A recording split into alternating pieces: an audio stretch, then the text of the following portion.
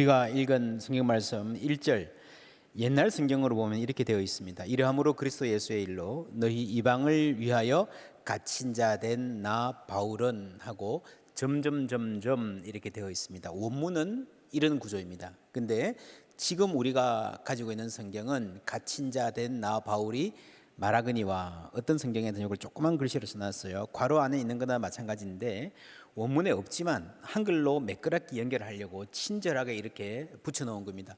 많은 영어 성경에 봐도 이 1절 보면 주어만 딱 있는 약간 문장이 연결이 안 되는 그런 구조입니다. 이 둘이 다른데 뭐가 좋은 번역인가? 옛날 것은 정확한 번역이고요. 지금 것은 친절한 번역입니다. 여러분 뭐가 좋습니까? 정확한 게 좋아요? 친절한 게 좋아요?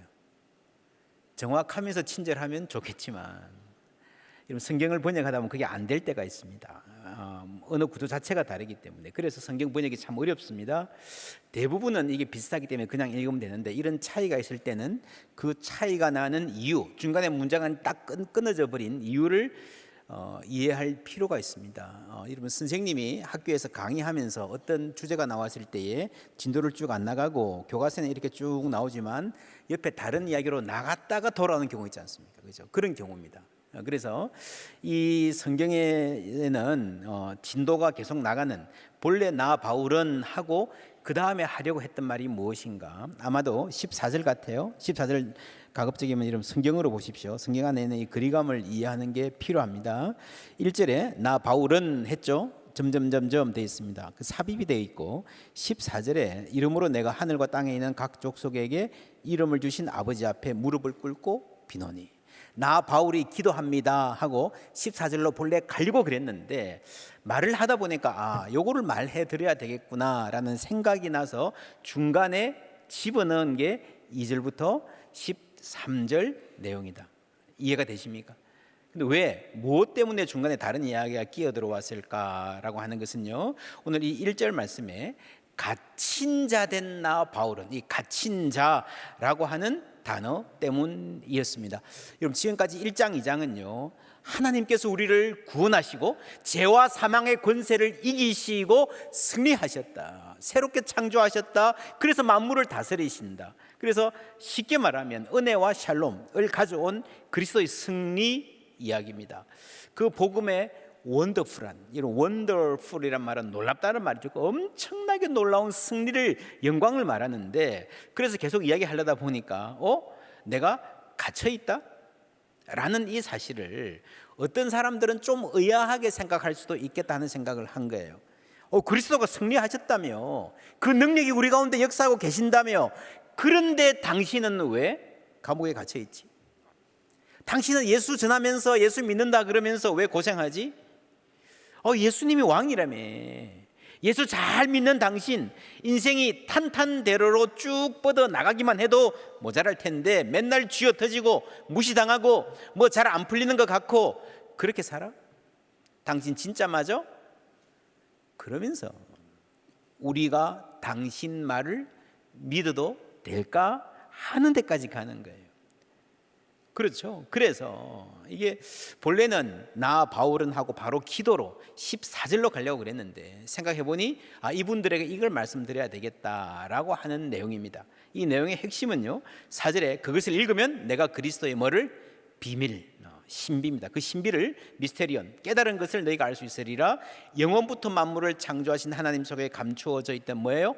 비밀. 그 비밀을 지금 말하는 거예요. 요거를 알면 이게 영 이렇게 안 어울리는 것 같은데 이게 이해가 될 것입니다 라는 이야기를 하는 겁니다.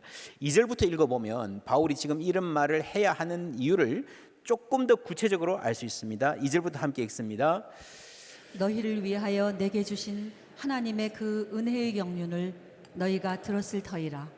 곧 계시로 내게 비밀을 알게 하신 것은 내가 먼저 간단히 기록함과 같으니 그것을 읽으면 내가 그리스도의 비밀을 깨달은 것을 너희가 알 수 있으리라. 내게 주신 하나님의 은혜의 경륜은 뭡니까? My story. 여러분 내 이야기 들으셨죠? 제가 옛날에 다메섹에서 예수님 만난 이야기, 제가 또 여러분 지금 사는 이 에베소에서 사역할 때에 얼마나 신실하게 사역했는지, 그때 얼마나 열정적으로 교회의 부흥이 일어나는지 여러분 아시거나 들으셨을 것입니다 라고 바울이 자기 이야기를 하는 거죠.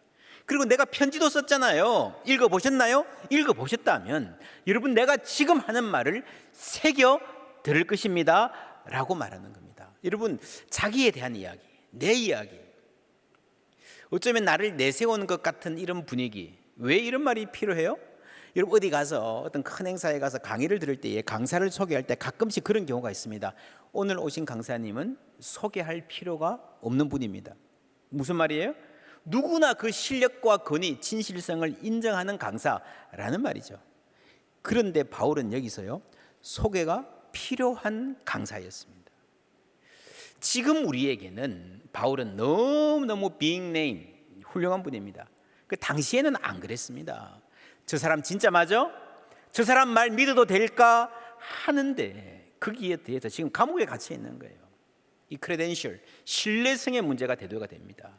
그래서 바울이 나는 믿을 만한 사람입니다 라고 스스로 강변해야 되는 상황에 처해 있는 거예요. 왜 그랬을까? 여러분, 어떤 가족이 여행하다가 중간에 아주 누가 쓰러져 가지고 위급한 상황이 생겼습니다. 응급처치가 필요합니다. 어떤 의사가 옆에 있다가 다행히 보았습니다. 이렇게 하십시오 라고 권면하는데 이 가족들이 내 말을 안 믿어. 그대로 안 해. 의심해. 그러면 제가 어느 병원 의사입니다. 제가 어떤 의과 대학 나왔고요. 이 계통으로 진료 20년 했습니다 라고 말하겠죠. 이 의사가 이렇게 말할 때에 잘난 척 하려고 하는 걸까요? 아니에요. 이 환자를 살리기 위해서 하는 겁니다. 이 바울 서신을 보면요, 바울은 대부분 굉장히 겸손한 말을 많이 합니다. 나는 죄인 중에 괴수다.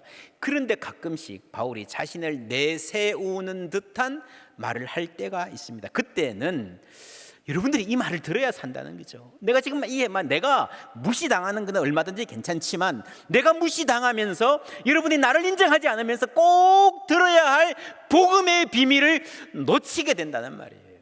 그래서 지금 자기 이야기를 하고 있는 거예요. 상당히 구차하지만. 그래서 이 말을 잘 듣는다면 어떤 결과가 나올까? 오늘 나오는 이 단락, 중간에 끼어든 단락의 결론 13절입니다. 함께 읽습니다. 그러므로 너희에게 구하노니 너희를 위한 나의 여러 환난에 대하여 낙심하지 말라. 이는 너희의 영광이니라. 바울이 환난을 당했기 때문에 사람들이 낙심할 수 있습니다. 아유, 예수 그거 믿어봐야 별 수 없어. 떠날 수 있습니다. 그것을 방지하기 위해서, 우리가 얼마나 큰 영광 가운데 있는가를 알려주기 위해서 바울이 지금 어떤 비밀을 알려주는 것입니다. 세 가지로 정리해서 말씀드리면, 첫째로 그 비밀이 나타나고 펼쳐진 결과 무엇이 어떻게 바뀌었는가를 말합니다. 5절부터 읽습니다. 이제 그의 거룩한 사도들과 선지자들에게 성령으로 나타내신 것 같이 다른 세대에서는 사람의 아들들에게 알리지 아니하셨으니 이는 이방인들이 복음으로 말미암아 그리스도 예수 안에서 함께 상속자가 되고 함께 지체가 되고 함께 약속에 참여하는 자가 됨이라. 아멘. 이방인들이 우리에게 주신 변화 세 가지, 함께 뭐예요? 상속자가 되고 함께 지체가 되고 함께 약속에 참여하는 자가 되었다라는 말입니다. 여러분, 어느 마을에 부모 없이 사는 불쌍한 아이가 있어요. 그런데 그 동네에서 가장 유복한 집, 모두가 부러워하는 집, 너무너무 막 이렇게 대단한 집안이어가지고요, 막 말을 걸기도 부담스러운 집 아들이 와서 우리 친구하자. 너무 좋아. 우리 집에 놀러 가자. 오늘 밤 자고 가라. 너 그냥 아예 해. 짐 다 싸들고 와. 우리 집 와서 같이 살자. 우리하고 형제하자. 얼마나 좋겠습니까? 그것만 해도 여러분 놀라울 텐데요. 그 부모님이 나를 부르더니, 야, 너 이제부터 내 아들 해라. 내가 너 입양할게. 입양하면 어떻게 됩니까? 완전히 법적인 아들이 되고요, 그 집에 상속자가 되는 거예요. 여러분, 내 입장에서는요, 어디 가서 밥 굶고 있는데 이 와가지고 그냥 먹여주고 재워주면 대학 갈 때까지 키워만 줘도 너무너무 감사할 텐데 상속자가 되게 한다는 거예요. 여러분, 그게 구원입니다. 우리는 그냥 죄를 지었으니까 우리의 죄와 허물로 지옥 갈 수밖에 없는 죄인들을 천국 가게 해준다. 여러분, 그 정도가 아니고요, 하나님이 그 모든 것의 주인, 상속자가 되게 해주신 줄 믿습니다. 그게 우리가 하나님 자녀되는 영광입니다. 그런데 여러분, 이게 우리가 왜 이해하기 힘든가 하면요, 현실에서는 이런 일이 일어나기가 대단히 힘듭니다. 그런 부모, 그렇게 파격적이고 그렇게 너그러운 관대한 부모, 양부모가 있다 하더라도, 있기도 힘들지만, 혹 그분이 그렇게 해준다 그래도요, 여러분, 본래 형제들이 가만히 있겠습니까? 한 놈이 더 들어오면 내 몫이 줄어들잖아요. 멀쩡한 육신의 형제들 가운데서도 상식 가지고 상속 가지고 뭐 막 싸우는데, 미국 교회에 이런 얘기가 있습니다. 어느 교회가 소유한 어떤 땅에 석유가 발견됐어요. 땅값이 막 엄청 올랐습니다. 교인들이 막 입이 귀에 걸렸습니다. 모여서 회의를 했습니다. 어떻게 할까? 세 가지를 결정했어요. 첫째, 이 땅값의 30%를 떼서 선교와 구제에 쓴다. 둘째, 나머지 돈은 모든 교인이 똑같이 나눠 갖는다. 세 번째, 앞으로 절대 세신자는 안 받는다. 아무리 많아도요, 이게 한정되어 있으니까 누가 들어오는 거 싫어요. 내 몫이 줄어들어요. 여러분, 그것이 인간의 계산입니다. 그것이 땅의 논리입니다. 그래서 여러분, 이 에베소서를 가만히 읽어보시면 청량할 수 없는 그리스도의 풍성함, 하나님의 은혜의 광대함, 말할 수 없는 은혜의 풍성함을 계속해서 이야기하는 거예요. 여러분, 인간은 아무리 돈이 많아도요, 아무리 재벌이라도요, 그것 가지고 싸워요. 왜냐하면 한정되어 있는 거예요. 그러나 하나님의 은혜는 무한한 줄 믿습니다. 아무리 많이 들어와도요, 내 몫이 줄어들지 않아요. 그래서 세계를 향한 복음이 가능한 겁니다. 그래서 두 번째는 이 비밀의 스케일, 이 하나님의 비밀이 얼마나 큰가를 이야기합니다. 10절부터 읽습니다. 이는 이제 교회로 말미암아 하늘에 있는 통치자들과 권세들에게 하나님의 각종 지혜를 알게 하려 하심이니 곧 영원부터 우리 주 그리스도 예수 안에서 예정하신 뜻대로 하신 것이라. 하늘에 있는 통치자들과 권세자들이 무엇을 말하는지, 이게 좋은 영인지 악한 영인지 분명하지 않습니다. 여러분, 성경에 대체로 그렇습니다. 언제나는 아니죠. 대체로 분명하지 않게 나오는 거는요, 별로 중요하지 않다는 이야기예요. 여기서 강조점 어디에 있는가 하면은 하늘에 있는 권세들, 그런 대단한 영적인 존재도 모르는 비밀을 우리를 통해서 알려주셨다는 거예요. 우리는 뭐 나라마다 다 그렇습니다. 모든 문화에서 뭘 기가 막혀 알면 뭐라 그래요? 귀신같이 안 해. 그렇죠? 우리 사람들은 다 그렇게 생각합니다. 정말 중요한 일이면 땅에서는 모르고 하늘에서는 알 것이다. 그래서 옛날에 뭐 전설의 고향 이런 데 보면 청기를 누설한다 이런 말 있잖아요. 청기를 누설하면 하늘의 비밀이에요. 하늘에서 다 안다는 거예요. 땅에서는 모르고 까분다는 겁니다. 근데 여러분, 오늘 성경은 놀랍게도 완전히 반대의 이야기를 합니다. 이 10절에 보면요, 교회로 말미암아, 교회를 통해서 하늘의 영들이 알게 될 것이다. 이렇게 얼마나 이게 놀라운 일인지 모릅니다.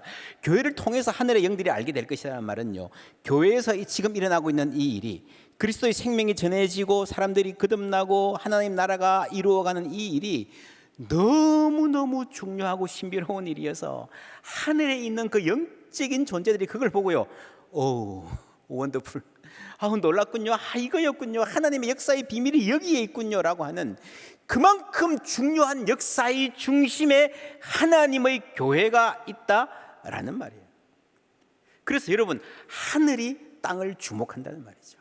땅에서 일어나는 이 일을 보고 하늘에 있는 영들이 배운다는 말입니다. 여러분, 사도행전에 보면 예수님이 하늘로 승천하시고 나서 사도들이 하늘을 하염없이 쳐다봅니다. 그때 천사가 와서 뭐라 그럽니까? 어찌하여 하늘을 주목하고 있는가? 무슨 말이에요? 지금부터 이제 성령이 임하시고 이 땅에서 일어날 성령의 역사, 하늘이 아닌 이 땅에서 하나님 하시는 일을 주목하라는 거죠. 거기에 역사의 중심이 있다는 겁니다. 예수님도 그러셨잖아요. 열쇠를 주시고 땅에서 풀면 하늘에서도 풀리리라. 할렐루야. 하늘과 땅이 바뀌는 거예요. 지난주에 우리가 성전이 되어 간다 그랬잖아요. become. 여러분, 세상 역사에, 하나님 역사에 가장 중요한 일이 우리 공동체 안에서 이루어지고 있다라는 고백이 여기 담겨 있는 거예요. 여러분, 이 말씀에 에베소서를 읽으면 통치자들, 권세들 이런 말들이 계속 나오는데, 이 단어는요, 두 가지 이 의미론적 영역이 있습니다. 두 가지 그 영역에서 쓰이는 말입니다. 하나는 정치 권력이죠. 또 하나는 영적인 존재를 말합니다. 이게 둘 다 겹쳐 있습니다. 이게 우연이 아니에요. 이게 굉장히 중요한 지혜가 담겨 있습니다. 우리가 흔히 하는 말, 권력은 부패한다. 모든 권력은 부패하기 마련이다 그러잖아요. 그죠? 왜 그럴까? 왜 그럴까요? 여러분, 사탄이 이용하기 가장 쉬운 대상이 권력자입니다. 갖고 놀기 쉽다는 거죠. 이 권력을 가진 사람은요, 조금만 교만을 부추기면 쉽게 넘어갑니다. 뭐 자기 손으로 뭘 할 수 있을 것 착각이 들거든요. 그래서 권력을 가지면 평범한 사람들이 우스워 보여요. 요한계시록에 보면 짐승이란 말이 나오잖아요. 많은 사람들이 이걸 사탄을 말하는 겁니까? 황제를 말하는 겁니까? 사탄의 꼭두각시 노릇하는 황제를 말하는 겁니다. 이런 마리오네트 아십니까? 줄을 달아가지고 이렇게 인형 놀이하는 거. 그 위에 사탄이 있고요, 공중에 권세 잡은 자들이 있고, 그 갖고 노는 이 마리오네트 졸개, 사탄의 졸개 꼭두각시가 때로 로마 황제라는 거죠. 세상의 권력자라는 거죠. 자, 그렇다면 보세요. 지금 바울이 감옥에 갇혀 있어요.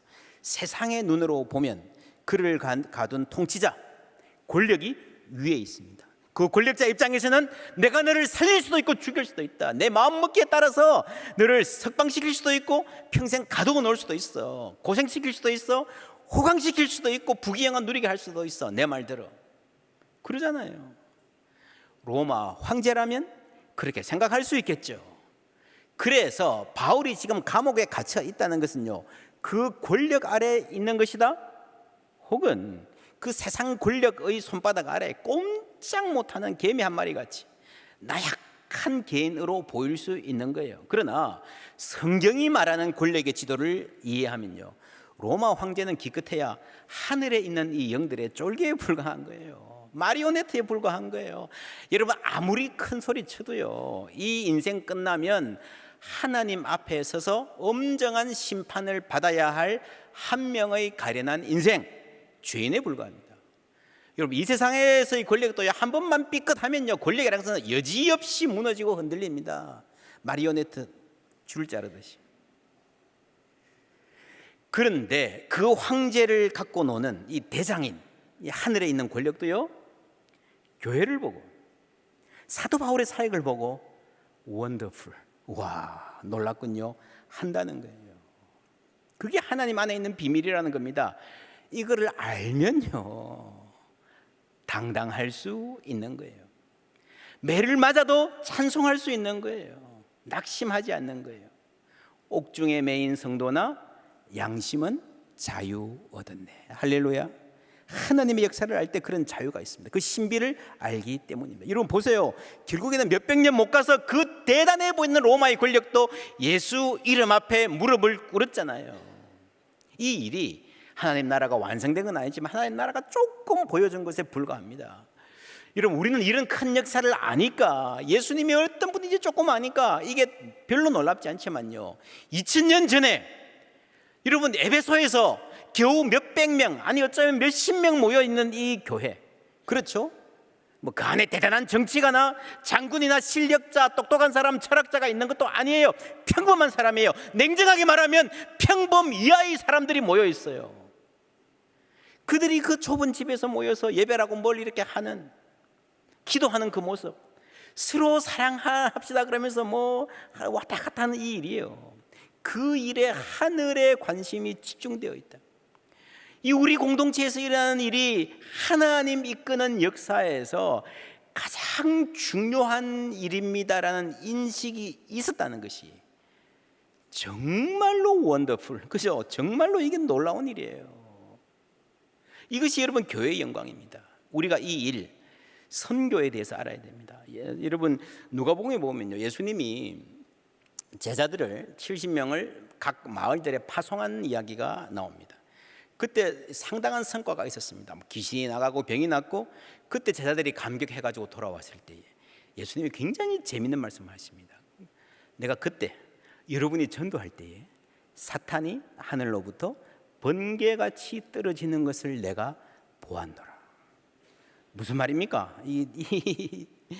이 유대 마을에, 갈릴리에 조그만 마을에서 일어난 어떤 전도와 부흥과 이런 일들이 세상적으로 보면 역사의 기록이 안 될 일이에요. 신문에도 나올 일도 아닙니다. 그런데 하나님 보시기에는 사탄이 하늘로부터 떨어지는 카스믹 시그니피컨스, 우주적 중요성을 가진 일이라는 거예요.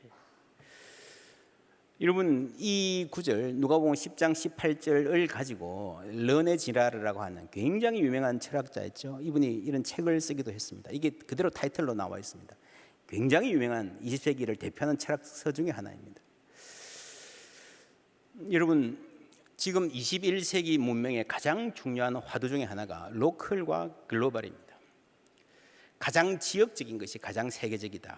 여러분, 옛날에 우리나라가 세계적인 수준, 이 글로벌 스탠다드에 한참 뒤떨어져 있을 때는요, 뭘 세계적으로 가려면 서양을 흉내내려고 했어요.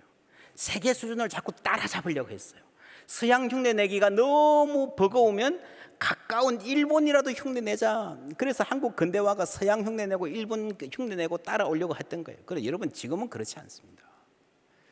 K-드라마 가끔씩 보면요, 여러분, 한국적인 것이 세계적인 것이 되는 거예요.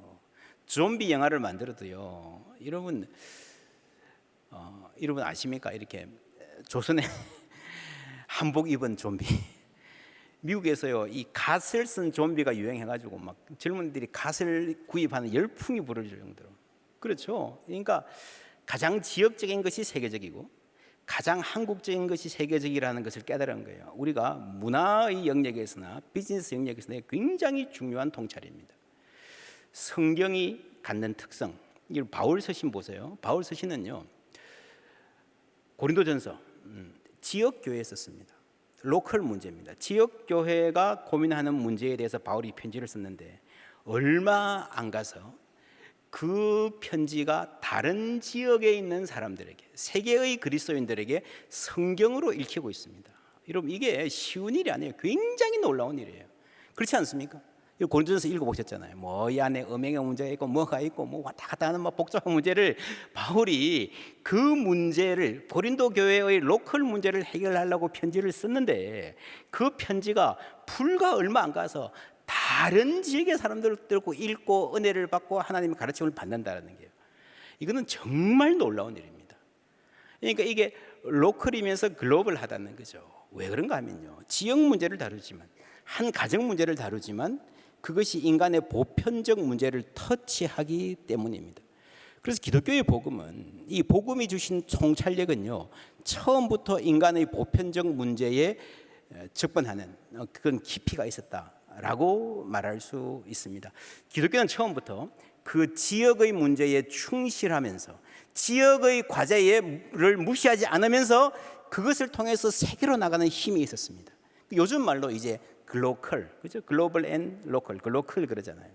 이 복음은 여러분 처음부터 우주적이었어요. 그래서 지역적이고 세계적이고 그 위에 우주적인 복음.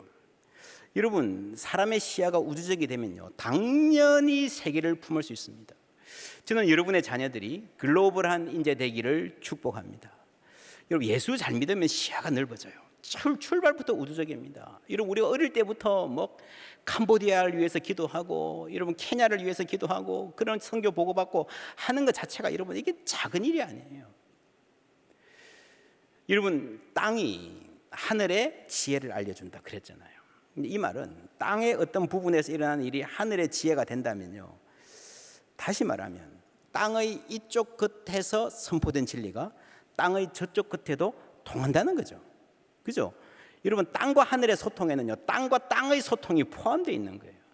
옛날부터 여러분 잘 아시는 말, 로마에 가면 로마의 법을 따르라 그랬어요. 로마가 강성해지니까 바운더리가 계속 늘어납니다. 중요한 말이죠. 그래야 살아남죠. 그런데 여러분, 이 말은요, 로마를 벗어나면 다른 법을 따라야죠. 그렇지 않습니까? 로마가 아무리 강성해도 여러분 한계가 있다는 거예요. 그러나 그리스도의 법은 여기서도 저기서도 진리인 줄 믿습니다. 로마에서도 생명의 복음이고요, 중국에서도 남미에서도 생명의 능력이 있는 복음인 줄 믿습니다. 그래서 똑같은 복음을 들고 똑같은 예수 부활의 이야기를 들고 사도들이 땅 끝까지 땅끝까지 갈 수 있는 거예요. 땅끝 가서 다른 말 하는 게 아니고요, 동일한 복음을 전하는 것입니다. 로마서 8장 1절 2절 함께 있습니다. 그러므로 이제 그리스도 예수 안에 있는 자에게는 결코 정죄함이 없나니 이는 그리스도 예수 안에 있는 생명의 성령의 법이 죄와 사망의 법에서 너를 해방하였습니다. 아멘. 이 그리스도 안에 있는 생명의 성령의 법은 2000년이 지났지만 조금도 약해지지 아니하고 오늘도 능력 있는 우리 삶에 생명을 부여하는 법인 줄 믿습니다. 로마에 가는 로마의 법을 따르라. 지금 로마도 없어요. 2000년 전의 이야기예요. 여러분 그렇지 않습니까? 여러분 생각해 보세요. 2000년 전에 선포된 이 복음이 오늘도 여전히 생명을 주고 해방하는 힘이 있다. 로마 법은 로마 시대에나 통했죠. 2000년 전 갈 것도 없어요. 이승만 시대의 법, 박정희 시대의 법, 지금 다 옛날 이야기예요. 다 바뀌었어요. 그리스도의 법은 영원한 줄 믿습니다. 그래서 여러분 여기서 우주적이란 말은요, 영원하다는 말이에요. 카즈믹, 이터널하다는 이야기. 하늘과 땅이 소통이 된다는 이야기는요, 땅과 땅이 소통되는 겁니다. 땅의 이 끝과 땅의 저 끝이 같은 진리로 통하는 거예요. 뿐만 아니라 시대와 시대가 소통하는 것입니다. 할렐루야. 2000년 전에 그리스도의 법이 여전히 오늘도 우리에게 생명의 성령의 법이 되는 거예요. 여러분 이 복음 안에 있을 때에 이 복음이 우리를 규정한다면요, 우리는 그 어떤 인간적인 장벽, 국경, 문화적인 장벽, 또한 시대와 시대를 가르는 세대의 장벽도 넘어설 수 있음을 믿습니다. 이 그리스도께서 담을 무너뜨리신 분이에요. 정리합니다. 첫 번째는 그 비밀이 펼쳐진 결과 무엇이 어떻게 바뀌었나, 우리가 상속자가 되었습니다. 지체가 되었습니다. 두 번째, 그 비밀의 스케일이 얼마나 큰 건가를 알려주는 거예요. 세 번째는 그 비밀이 나에게 어떻게 적용되고 있는가. 여러분 9절 말씀 보면 영원부터 만물을 창조하신 하나님 속에 감추어졌던 비밀의 경륜이란 말이 나오죠. 이거는 역사 전체의 경륜입니다. 하나님의 뜻입니다. 2절에 보면은 너희를 위하여 내게 주신 하나님의 그 은혜의 뭐예요? 경륜을 너희가 들었을 터이나. 그러니까 9절에서는 역사 전체의 이야기 속에 경륜을 키워드로 쓰고 있고요, 2절에서는 바울의 My personal story, 나 자신의 삶의 이야기에 하나님의 경륜이 있다라고 하는 겁니다. 그러니까 여러분 우주세계 전체, 이 역사 전체를, 창조세계 전체를 이끌어가신 하나님의 경륜이 있고 그 안에 나의 이야기가 있는 거예요. 나를 향하신 하나님의 뜻과 경륜이 있는 거예요. 아주 먼 옛날 하늘에서는 당신을 향한 계획이 있었죠. 이 말이 여러분 나만을 위한 그런 별도의 계획이 따로 있다는 말이 아니고요, 하나님의 그 큰 계획 속에 나를 위한 자리가 있었다는 거예요.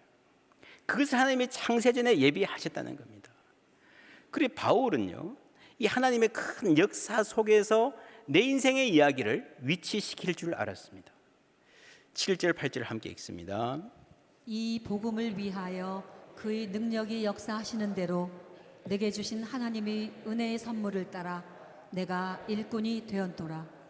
모든 성도 중에 지극히 작은 자보다 더 작은 나에게 이 은혜를 주신 것은 측량할 수 없는 그리스도의 풍성함을 이방인에게 전하게 하시고.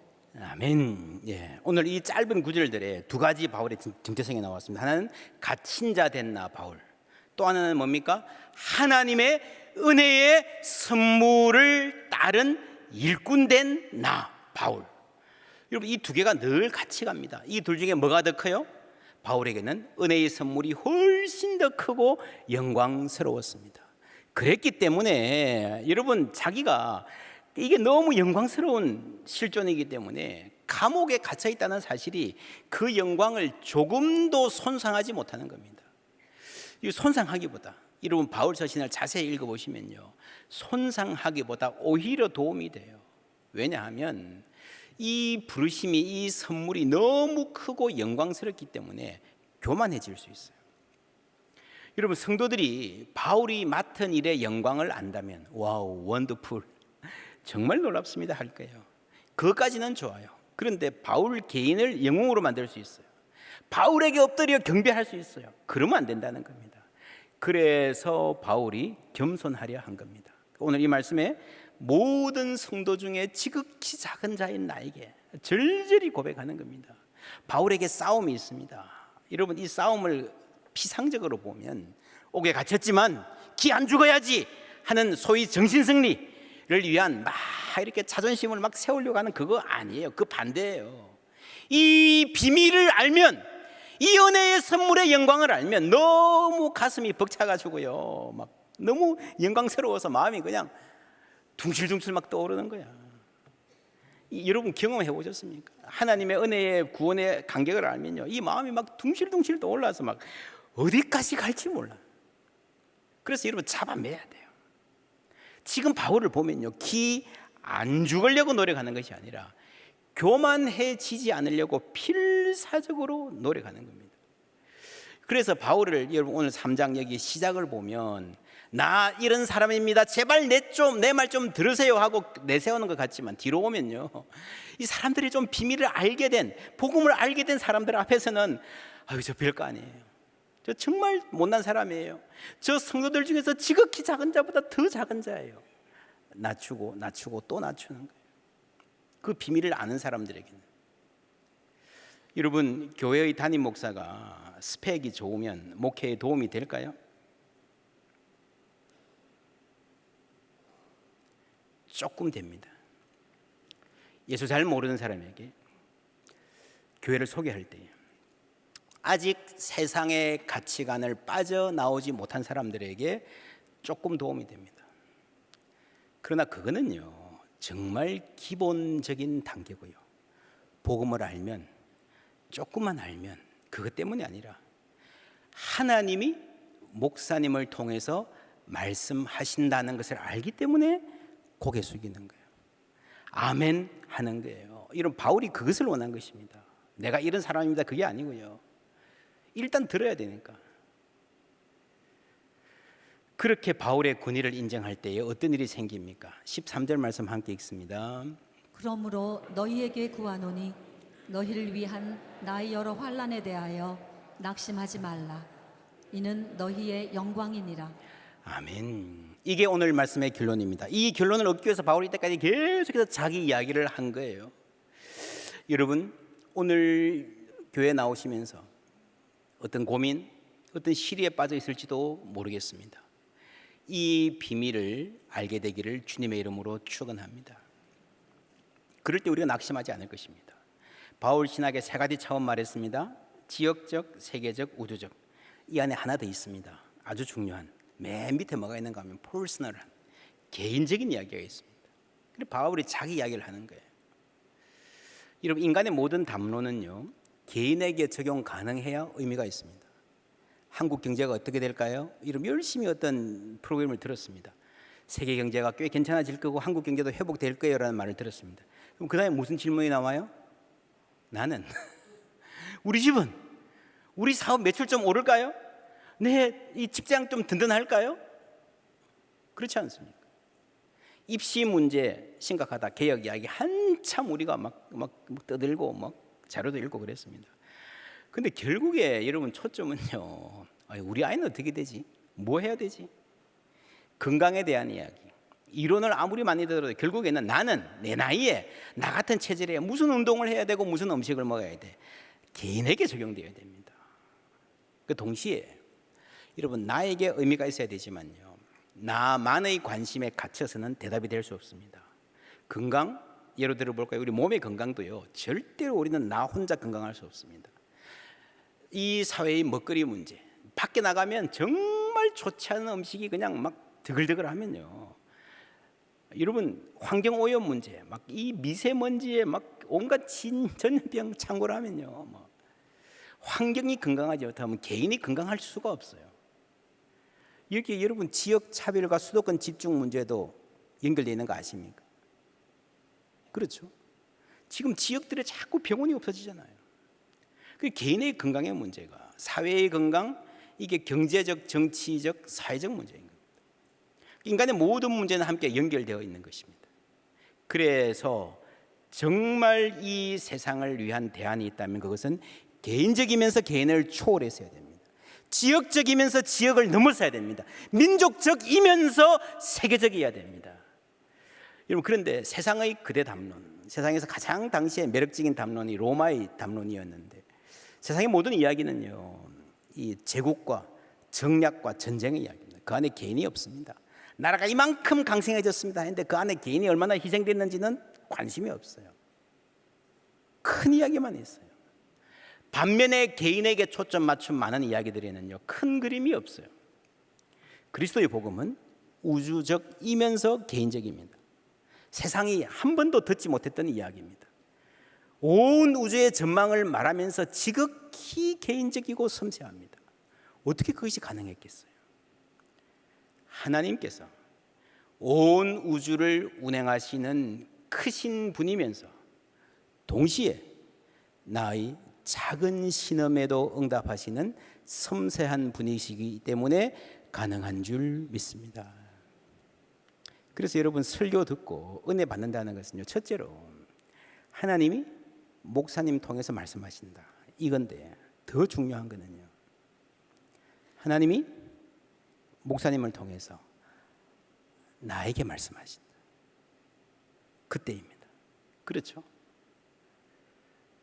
내가, 여러분, 오늘 예배에 나오면서 어떤 고민을 갖고 나왔는지, 지난 한 주간 동안에 어떤 속상한 일이 있었는지, 여러분 마음에 어떤 기도 제목이 있는지 저는 모르지만 성령 하나님, 우리 마음의 깊은 것까지 통찰하시는 하나님 알고 계신 줄 믿습니다.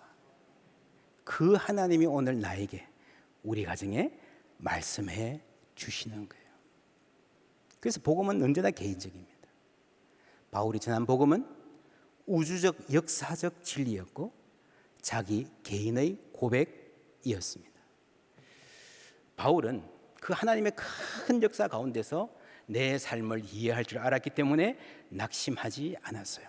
여러분, 낙심하지 않으려고, 기죽지 않으려고 고개를 쳐드는 싸움이 아니라 오히려 교만하지 않으려고, 겸손하려고 고개를 숙이는 싸움을 치열하게 하는 사람이 되었습니다. 하나님이 주신 영광인 줄 믿습니다.